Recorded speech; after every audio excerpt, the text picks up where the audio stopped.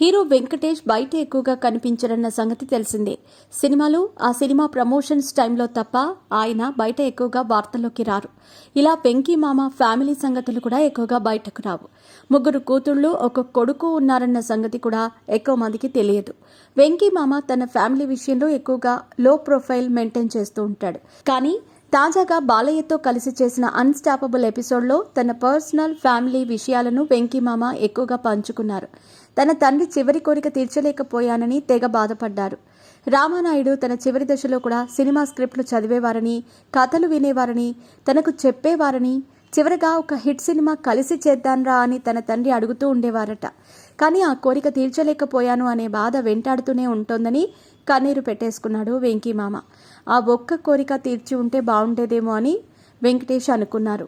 బిజీగా గడుపుతున్న లైఫ్ లో చిన్న బ్రేక్ తీసుకుని ఎంజాయ్ చేయాలి అనుకుంటున్నారా? అయితే వెంటనే ఆర్వే వెకేషన్స్ ప్రైవేట్ లిమిటెడ్ ని సంప్రదించండి. మరిన్ని డీటెయిల్స్ కోసం సంప్రదించండి 7997979960.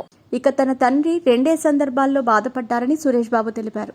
ఎంపీగా ఓడిపోయినప్పుడు అంతా మంచి చేశాను కదా, ఎందుకు ఓడిపోయాను అని బాధపడ్డారని సురేష్ బాబు అన్నారు.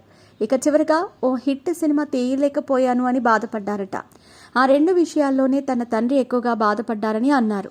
సురేష్ బాబు అయినా తానైనా పిల్లలందరినీ ఒకేలా చూస్తామని, వేరువేరుగా చూడమని వెంకీ మామ అన్నాడు.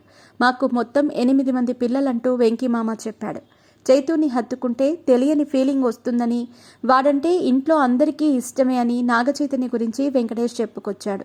చిన్నతనంలో తాను ఎక్కువగా అల్లరి చేసేవాడినని, తన అన్న సురేష్ బాబుతో ఎక్కువగా ఫైటింగ్స్ కూడా చేసేవాడినని అన్నాడు. ఇక తనకు తన ఫ్యామిలీయే ప్రపంచమని, తన భార్య నీరజే తనకు బెస్ట్ ఫ్రెండ్ అని చెప్పుకొచ్చాడు వెంకటేష్.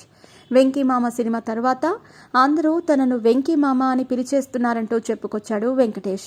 విదేశాల్లో సెటిల్ అవుదామనే కోరికతో ఉండేవాడినని, కానీ అనుకోకుండా ఇలా సినిమాల్లోకి వచ్చానంటూ వెంకటేష్ చెప్పుకొచ్చారు.